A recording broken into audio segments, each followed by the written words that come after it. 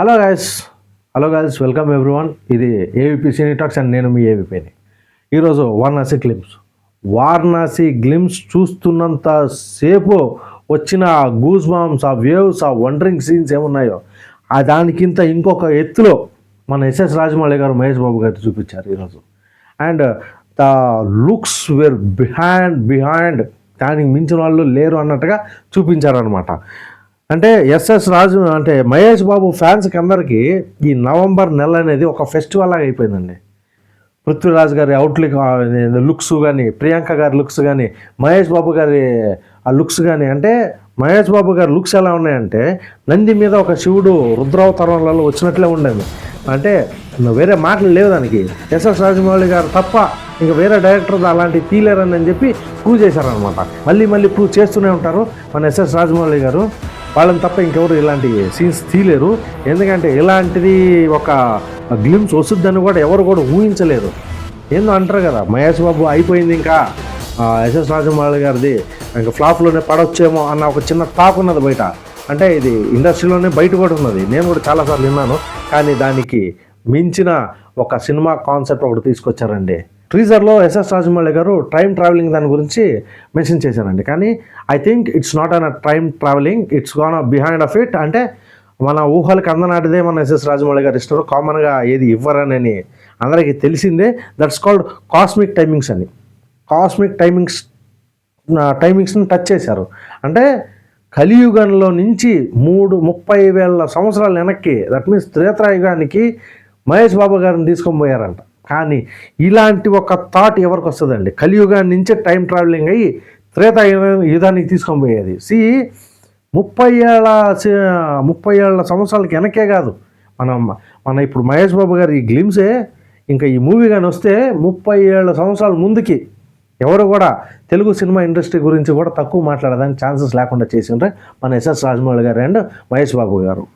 And దీంట్లో నాకు బాగా తెలిసిన ఒక చిన్న, అంటే హిడెన్ సీక్రెట్ లాగా అనుకుంటున్నాను, కానీ నాకు కూడా అంత క్లియర్గా తెలీదు, ఏదో ఒక గెస్సింగ్ మాత్రమే. హనుమంతుల వారు మన మహేష్ బాబుతో ఈ మూవీలో ట్రావెల్ అవుతారేమో అని నాకు అనిపిస్తుంది. అంటే ఎలా అంటే ఐ జస్ట్ సాన్ క్లిప్. అంటే ఇక్కడ మహేష్ బాబు గారు ఒక రోప్ని ఇసిరేస్తున్నారు, ఆడ మన హనుమంతుల వారు ఆ దీన్ని పట్టుకుంటున్నట్టు ఏదో ఉంది చిన్నదిగా, అంటే మన మారుతి వేషంలలో లైక్ దాని లెక్కన. కానీ మెస్మరైజింగ్ ట్రీజర్స్. ఇంతవరకు ఎవరు కూడా ఒక ట్రైలర్ అంటే టైటిల్ రివీలింగ్ ట్రీజర్ని ఒక 150 feet ఒక ఎల్ఈడి స్క్రీన్ మీద తీయడం అంటే ఇదే ఫస్ట్ టైం లాస్ట్ కూడా అనుకుంటాను. ఎందుకంటే ఎస్ఎస్ రాజమౌళి గారు వేసిన అడుగు దగ్గర ఇంకొక అడుగు వేయరనని మా ఒక గట్టి నమ్మకం. అంటే ఇప్పుడు 150, రేపు 200 ఏమో ఎవరికి తెలుసు. ఎప్పుడు కానీ మనం తక్కువ అంచనా వేయలేని డైరెక్టర్ ఎవరు అని అంటే that's one and only SS Rajamouli గారు.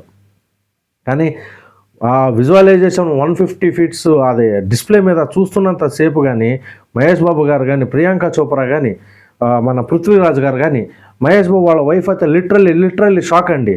వాళ్ళు అదే లిప్స్ అంతే మూమెంట్ కనిపిస్తుంది. I think they are praying or by the goose bumps వాళ్ళకి వచ్చిన దీనికి వాళ్ళు మెస్మరైజ్ అయ్యి వాళ్ళు ఏదో దేవుడికి ప్రే చేస్తున్నట్టు ఉందేమో అనిపించింది నాకైతే.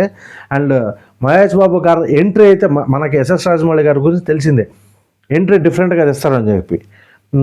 ఏందని అంటే నంది మీదనే శివుడిని ఈరోజు దీంట్లో ఈవెంట్లో తీసుకొని వచ్చారండి.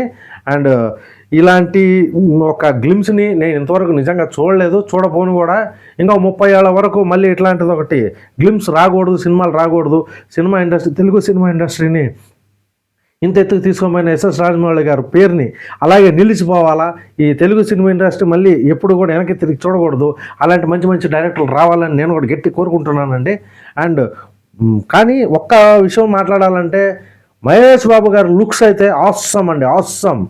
అది అవుట్ఫిట్ కానీ ఏడ వరకు ఇది ఏంది షర్టు బటన్స్ లేవు అండ్ ఓపెన్, అది మహేష్ బాబు గారు కూడా చెప్పారు కదా ఈవెంట్లలో, ఏంటి సార్ ఇది బటన్స్ లేని షర్ట్లు వేసుకొని రావాలంటే నేను అని చెప్పి ఏదో చెప్పారంట. అలాంటివి కూడా ఏదో నడిచినాయి. కానీ ఇంకొక విషయం నేను దీంట్లో మాట్లాడాలని అంటే